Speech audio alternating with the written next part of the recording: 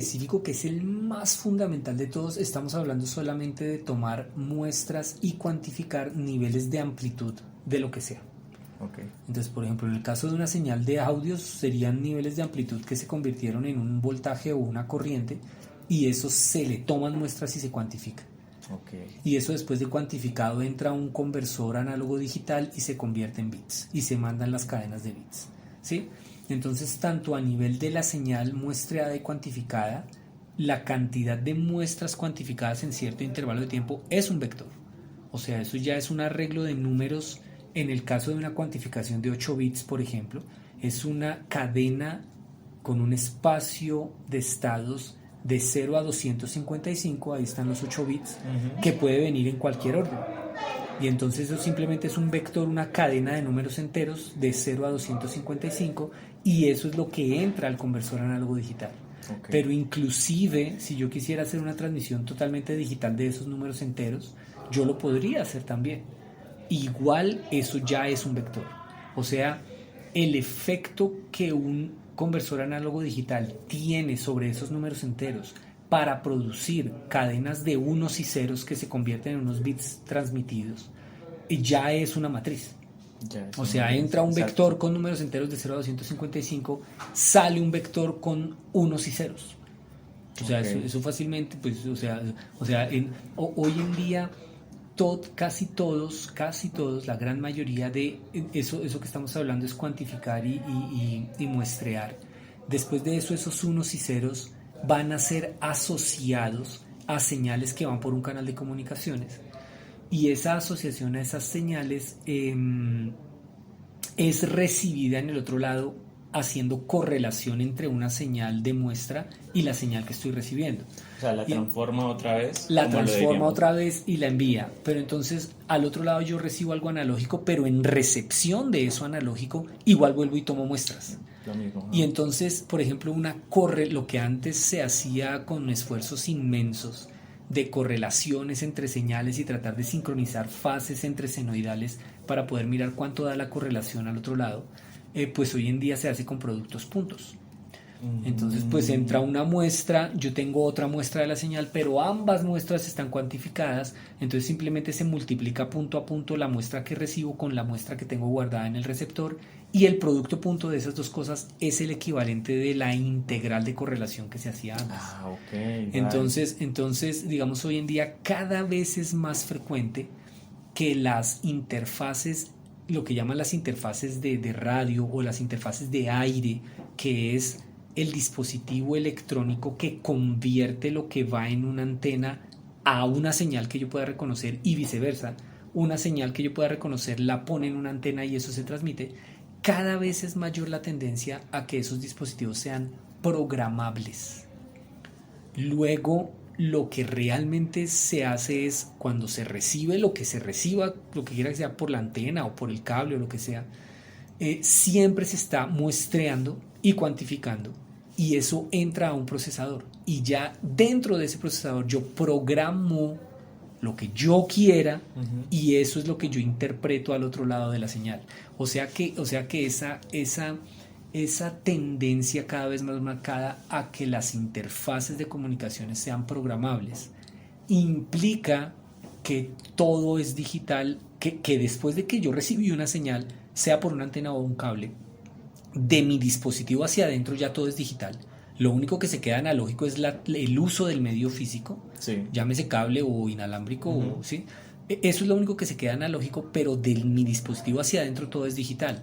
Luego, la reinterpretación todos del código que le mandan. Todos son vectores, y uno sabe que una función que se hace discreta en el tiempo, o sea, que se convierte en una cadena de números reales, pues eso ya es un vector. Y si esa función yo le hago una transformación, pues eso es susceptible de convertirse en una matriz.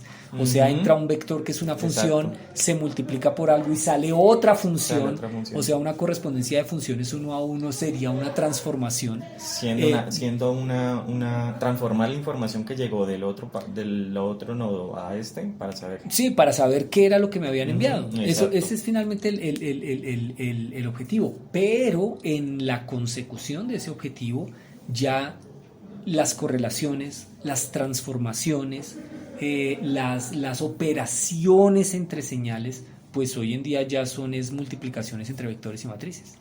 Okay. O sea, un vector es lo que una señal, una matriz me puede estar haciendo una transformación, una operación o un filtrado inclusive, y lo que yo recibo al otro lado es otro vector, pues que simplemente lo puedo multiplicar por otro vector para que sea un producto punto, pero eso me representa una integral de correlación o de convolución o algo que era lo que antiguamente yo recibía como la señal que debo interpretar. Okay. Entonces, digamos, claro, ya la relación del álgebra lineal pues con las comunicaciones es absoluta. Es absoluta. Y eso es en términos de la comunicación física en sí misma. Porque digamos, ya hablando de temas de investigación,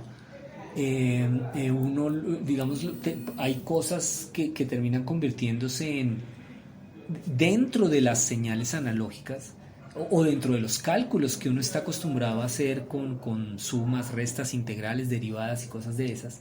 Se producen, hoy en día en investigación se producen muchas soluciones abiertas, es decir, soluciones que no tienen forma cerrada.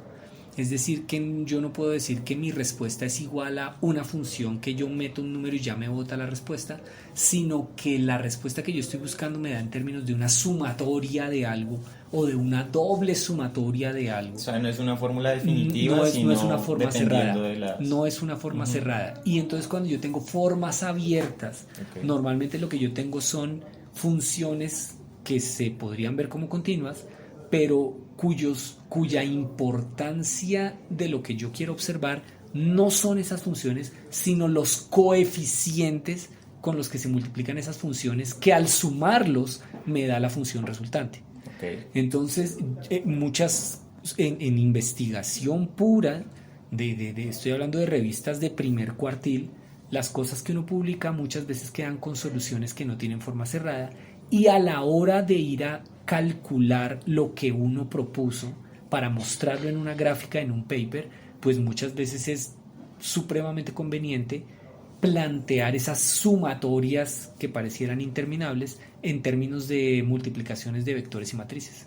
Entonces uno no hace la sumatoria, o sea, uno sí hace la sumatoria y deja todo planteado en el paper, pero para hacer la gráfica del resultado de esas sumatorias interminables, pues uno realmente lo que hace es organizar sus coeficientes en matrices y vectores y el computador eso lo hace supremamente rápido, y así uno saca sus gráficas de esas formas que no son cerradas, pero que es lo que uno realmente quiere evaluar y mostrar en el paper. Y eso es al margen de todo lo que ya dijimos, de las señales analógicas transmitiéndose, que se convirtieron en digitales, se transmitieron, pasaron analógicamente por un canal porque el canal es físico, ahí sí no se puede digitalizar, pero en recepción yo vuelvo y las digitalizo, y la interpretación y todo el procesamiento pues es digital. Entonces tanto eso como para evaluación de los resultados en sí mismos, pues efectivamente se utiliza muchísimo. Eso sin contar, o sea, una tercera que se me ocurre ahorita, una tercera conexión muy fuerte entre las comunicaciones y el álgebra lineal, se puede encontrar en los estudios que se basan en teoría de probabilidad. Porque, digamos, partiendo de la teoría de la información, que está cimentada en teoría de la probabilidad, que es una parte fundamental de las comunicaciones, si en muchos escenarios las distribuciones de probabilidad que se manejan son discretas, entonces vuelve y juega. Una distribución de probabilidad discreta, pues ya uno sabe que pues eso es un vector. O sea, para hacer convoluciones, de sacar distribuciones de probabilidad que vienen de combinaciones lineales de otras distribuciones de probabilidad, si uno está manejando distribuciones de probabilidad discretas, pues eso claro, uno lo procesa con puros vectores y matrices. Entonces sí, eso es definitivo. Me gustó lo de la combinación lineal. O sea, se presenta la combinación lineal en el término de que la sumatoria que se presenta por las alteraciones que claro, no, digamos lo que yo estoy diciendo es que, por ejemplo, algo de las cosas más fundamentales que que la distribución de probabilidad de una variable aleatoria que sea la suma de otras dos variables aleatorias es la convolución de las distribuciones de probabilidad de las originales. Entonces uno, la presencia de una combinación lineal. Entonces hay una combinación lineal que sería el resultado de una variable aleatoria más el resultado de la otra variable aleatoria, pero si uno quisiera saber la distribución de probabilidad de esa suma, uno haría la convolución, pero la convolución de dos distribuciones de probabilidad discretas, pues es simplemente la suma, eso no sería una suma, eso sería los productos puntos organizados entre versiones desplazadas en el eje del tiempo discreto de las dos distribuciones. Bueno, estoy hablando como si fuera tiempo, ¿no? Sí, pero cuando es probabilidad, el eje X no necesariamente es el tiempo. Uh-huh. El eje X simplemente es el espacio de estados de la distribución de probabilidad. Sí. Entonces serían versiones con productos puntos de versiones con diferentes corrimientos en el eje X de los estados, de los posibles estados de una variable aleatoria discreta. Esos productos puntos son los que me dan los resultados de la nueva distribución de probabilidad. Okay. Entonces sí, digamos, viéndolo por la mismísima transmisión de las señales digitales, pues no hay nada que hacer. Por los recursos computacionales que uno puede utilizar para representar soluciones que no tienen forma cerrada, pues también. Y lo que acabamos de discutir ya hablando de distribuciones de probabilidad que en muchos escenarios de comunicaciones son discretas, pues también álgebra lineal por todo lado. Otro tema que quería tocar era el tema del tráfico el tráfico de la llegada de información. Hay un tipo de matrices que se representa como la matriz, espera un momento, matrices de tráfico, en la que se presenta como, no sé si se refiere literalmente a una matriz o se refiere a otro tipo de cosa. No, es que si hablamos de, claro, digamos que ese ya sería un cuarto que obviamente no escapa en absoluto, sino que está totalmente ligado al quehacer, por ejemplo, el quehacer mío y del profesor Néstor Peña, que son los estudios de teletráfico. Entonces lo que sucede con los estudios de teletráfico es que se modelan con procesos estocásticos y una simplificación muy válida de esos procesos estocásticos es asumir que son cadenas de Markov. Y entonces vuelve y juega. Esos procesos estocásticos que se convierten en cadenas de Markov, pues justamente una cadena está definida como un proceso estocástico que tiene un espacio de estados discreto, con índices de tiempo discretos. Entonces vuelve y juega. Las distribuciones de probabilidad serían discretas. Luego una cadena de Markov siempre es susceptible de ser modelada como un vector del espacio de estados inicial con cierta distribución de probabilidad encima, que se multiplica por la matriz que se llama matriz de transición de estados. Y entonces eso me va dando la evolución de la distribución de probabilidad discreta sobre los estados a medida que pasa cada iteración de mi índice de tiempo discreto. Entonces en el índice de tiempo discreto 0 hay una distribución de probabilidad. Yo la multiplico por la matriz de transición de estados y obtengo la distribución de probabilidad en el índice de tiempo 1. Y así pasé de 0 a 1, progresivamente paso de 1 a 2, de 2 a 3, de 3 a 4. Sí. Y lo mejor de eso es que dependiendo de las propiedades de la matriz de transición de estado, que esas propiedades son enteramente analizadas en la teoría de álgebra lineal, o sea, cosas como diagonalización, como si es simétrica, como si, o sea, todas esas propiedades se aplican para saber antes de efectuar los experimentos con el proceso, mucho antes de esas matrices anticipan si el proceso converge o no a una distribución de probabilidad de estado estable. Vale. O sea que uno con muchísima anticipación puede saber, por ejemplo, con valores propios de la matriz. Entonces con los valores propios de la matriz uno podría saber a punta de eigenvalues, pues si ustedes saben, un eigenvalue es que el vector se multiplica y sale simplemente el vector multiplicado por una constante.